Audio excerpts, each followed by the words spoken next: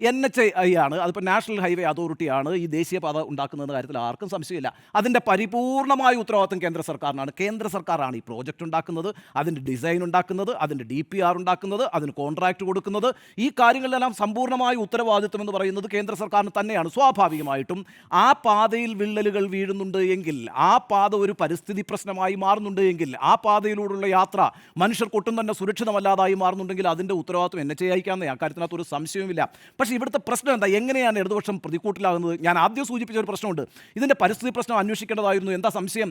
850 ആളുകൾ per square കിലോമീറ്ററിൽ ജീവിക്കുന്ന ഒരു സ്ഥലത്ത്, മാത്രമല്ല നമ്മുടെ സംസ്ഥാനത്ത് നമ്മൾ മനസ്സിലാക്കേണ്ടത് എങ്ങനെയാണെന്നറിയാമോ? ഇത് ഈ ഫ്രജൈലായിട്ടുള്ള ഇക്കോളജിയാണ് നമ്മുടെതെന്ന് പറഞ്ഞത്. പശ്ചിമഘട്ടം മാത്രമാണ് ഫ്രജൈൽ എന്ന് വിചാരിക്കേണ്ട, അല്ലെങ്കിൽ ഏതെങ്കിലും മലയോര മേഖലകളും തീരമേഖലകളും മാത്രമാണ് ഫ്രജൈലാണെന്ന് വിചാരിക്കേണ്ട. നമ്മളുടെ ടോട്ടൽ കേരള എന്ന് പറയുന്ന സംസ്ഥാനം ഈ എക്കോളജിക്കലി ഫ്രജൈലാണ്. നിങ്ങളൊന്ന് ആലോചിച്ച് നോക്കിയാൽ 2 അതിവർഷങ്ങൾ നമുക്ക് എന്താ നമ്മുടെ സംസ്ഥാനത്ത് ഉണ്ടാക്കിയ സ്ഥിതി എന്ന് പറയുന്നത്? 18ലും 19ലും 2 വലിയ മഹാപ്രളയങ്ങളല്ലേ കേരളത്തിലുണ്ടായത്? അതിവർഷമുണ്ടാകുന്നൊരു സംസ്ഥാനമാണ് കേരളം. സ്വാഭാവികമായിട്ടും കേരളത്തിലെ ഏത് വികസന പദ്ധതിയുമായി ബന്ധപ്പെട്ട് ആദ്യം പരിശോധിക്കപ്പെടേണ്ടത് പരിസ്ഥിതിയുമായി അതിനുള്ള ബന്ധമാണ്, പരിസ്ഥിതി ആഘാതമാണ്.